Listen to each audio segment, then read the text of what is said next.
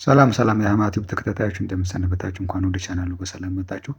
ዛሬ እንግዲህ በጣም አዲስ ወሳኝ ነገር ይዤ መጥቻለሁ። በተለይ በ2026 አዲስና አዋጭ ቢዝነስ መጀመር ለምትፈልጉ አዲስ ነገር ይዤ መጥቻለሁ። በዚህ ቻናል ላይ በተለይ ስለ ፎሬክስ ንግድ መሰረታዊ እውቀት እንማራለን። እንግዲህ ካለኝ 2 ዓመት በላይ ኤክስፔሪየንስ ያለኝን እውቀት ለእናንተ ሼር ለማድረግ እንዲሁም አብረን የምንማማራቸው ነገሮችን አብረን ለመማማር በተለይ ስለ ፎሬክስ መሰረታዊ የሆነ አዲስም ለሆናችሁ ጀማሪ ማለት ነው እነሱን መረጃዎች ያቀርብላችኋለሁ በየጊዜው። እንዲሁም ደግሞ ስለ ዶላር፣ ዩሮ፣ ፓውንድ ሊሆን ይችላል ሌሎችም የአረብ ሀገራት የኤዥያ ሀገራት ገንዘቦችን የየቀኑን የገንዘብ ምንዛሬ መረጃ ዋጋ ሪፖርት የማቀርብላችሁ ነው የሚሆነው። እንዲሁም ደግሞ ስለ ወርቅ ዋጋ፣ ስለ ሲልቨር ዋጋ የየቀኑን መረጃዎች የዋጋ ተመን ሊሆን ይችላል እነሱን ሪፖርት በየጊዜው አቀርብላችኋለሁ። ከዚህ በተጨማሪ ደግሞ በየቀኑ ከኢትዮጵያ መንግስት ወይም ደግሞ ከኦፊሻል ባንኮች ከሬሚታንስ ኤጀንትስ ወይም ደግሞ የሐዋላ ህጋዊ የሆኑ ሐዋላ ምንዛሬ ግብይት የሚያካሂዱ ወኪሎች ስለነሱ መረጃ እንዲሁም ደግሞ ስለ ፓራሌል ማርኬት ስለ ብላክ ማርኬትም የተለያዩ የሚወጡ ሪፖርቶችን መረጃዎችን ወደ እናንተ አደርሳለሁ ማለት ነው። እንዲሁም ደግሞ ዓለም አቀፋዊና ሀገራዊ የኢኮኖሚ ፖሊሲዎች ሲወጡ ዜናዎች ሊሆኑ ይችላሉ መረጃዎች ሲወጡ ወደ እናንተ አቀርብላችኋለሁ። በዚህ መሰረት ምንድነው እናንተ የሆነ አኩሬት የሆነ ዲሲዥን ሜክ እንድታደርጉ ማለት ነው። ምክንያቱም ዓለም አቀፍ ያሉ ኢኮኖሚ ፖሊሲዎች ሀገራችንን ተጽዕኖ ስለሚያደርሱ ሀገራችንም ላይ የሚወጡ አዳዲስ ፖሊሲዎች እኛ ላይ ኢንዲቪጁዋሊ የሚያደርሱብን ተጽዕኖ ስላለ እነሱን በየጊዜው አፕዴት እናደርጋለን ማለት ነው። ሌላው የፎሬክስ ገበያ ግራፍ አነባበብ፣ ግራፍ እንዴት ይነበባል፣ በተለይ መሰረታውን ነገር ካወቃችሁ ግራፍ እንዴት ይነበባል የሚለውን በአጭሩ እናያለን ማለት ነው በየጊዜው በየቀኑ። ሌላው ደግሞ መቼ ለምንና የት ላይ ኢንቨስት ማድረግ እንዳለብን መረጃና ትንተና ሰጣችኋለሁ። በተለይ ስለ መሰረታዊ ፎሬክስ እውቀት ካላችሁ፣ ስለ ገንዘብ ምንዛሬ እውቀት ካላችሁ፣ እንዲሁም ደግሞ እነዚህ የሀገራዊና ዓለም አቀፍ የኢኮኖሚ ፖሊሲዎች መረጃ ካወቃችሁ፣ የግራፍ አነባበብ ካወቃችሁ መቼና ለምን በተለይ ወርቅ ሊሆን ይችላል እንዲሁም ደግሞ የሐዋላ ገንዘብ ካላችሁ እነሱንም እንዴት አድርገን ኢንቨስት እናደርግ መቼና ምን ላይ የሚለውን ለምን የሚለውን ሙያዊ የሆነ ካለኝ ኤክስፔሪየንስ አንጻር ማብራሪያ በየጊዜው ሰጣችኋለሁ ማለት ነው። ስለዚህ ቻናሉን ላይክ ሰብስክራይብ ብታደርጉ በጣም ትጠቀማላችሁ ማለት ነው። እንግዲህ ለመግቢያ ያክል ዛሬ ያዘጋጀሁት ምንድነው በተለይ 2018 ላይ ፎሬክስ ንግድ መጀመር ለምትፈልጉ አንዳንድ ነገሮች ማወቅ አለባችሁ ግዴታ ማለት ነው። የመጀመሪያው ምንድነው ለመጀመር መቼም ቢሆን አልረፈደም።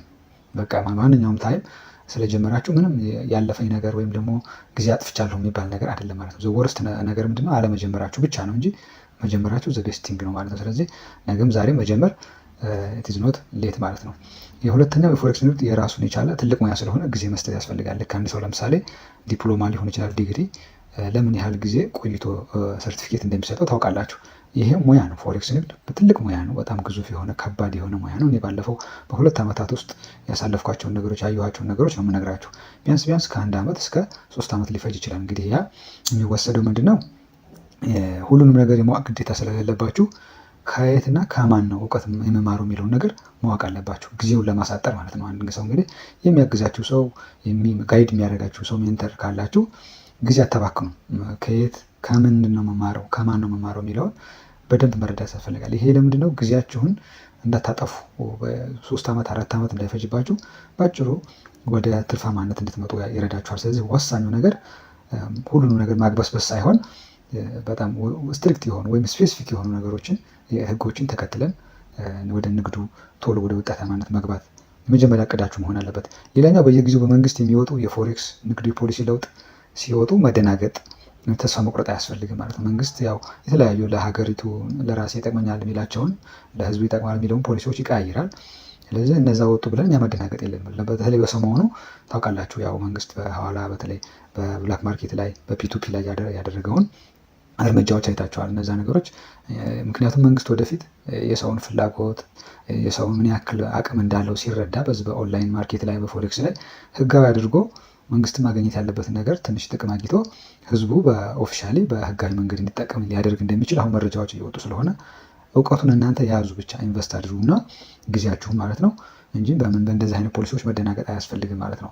ሌላኛው ከሙያና ትምህርት ጋር አይጋጭም ይሄ ፎሬክስ ንግድ ማለት ምክንያት ላይ ሙያ ካላችሁ የራሳችሁ ከዚህ በፊት የያዛችሁት ወይም ደግሞ ትምህርት የምትማሩ ከሆነ ምንም የሚጋጭ ነገር የለውም።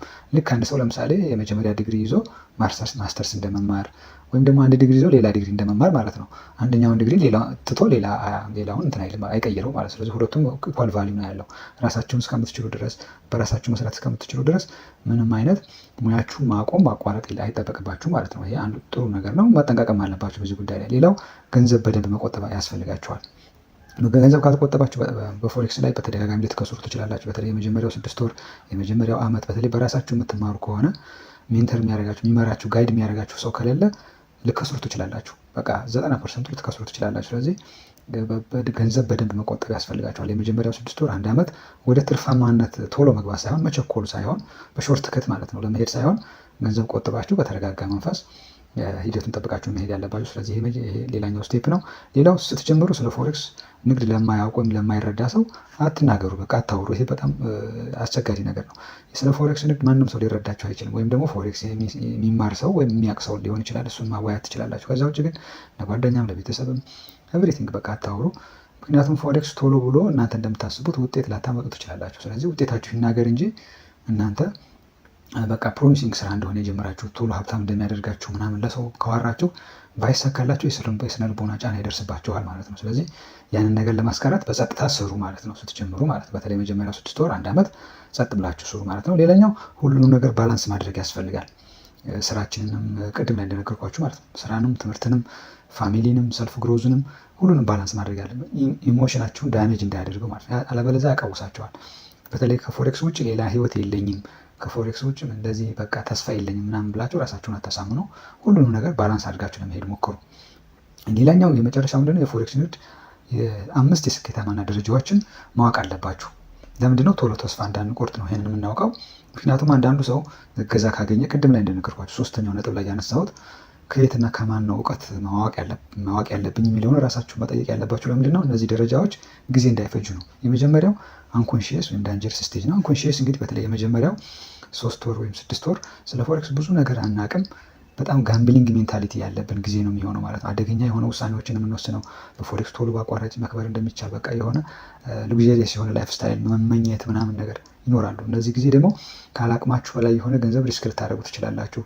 ኢሞሽናችሁ በየጊዜው ይለዋወጣል። ስለዚህ የመጀመሪያው አንኮንሺየስ ምንም አይነት ስለ ፎሬክስ እውቀት የላችሁ ማለት ነው። ሁለተኛው ኮንሺየስ ስቴጅ ነው። እዚህ ጋር ደግሞ ምን ታደርጋላችሁ? ኮንሺየስ ማድረግ መገንዘብ ትጀምራላችሁ። ስታርት አድሚቲንግ ሚስቴክ ስህተት እንደሰራችሁ የምትሄዱበት መንገድ እንደማያዋጣ መገንዘብ ትጀምራላችሁ። ይሄ ስቴጅ 2 ማለት ነው። ደረጃ 2 ላይ ነው። ይሄ እንግዲህ ከ6 ወር እስከ 1 ዓመት ይፈጃል። ስቴጅ 2 ለራሱ ማለት ነው። ስለዚህ ስቴጅ ላይ ያለ ሰው ምን ማድረግ ይጀምራል? ሚስቴኩን አድሚት ያደርጋል። በሶስተኛ ደረጃ ምንድነው?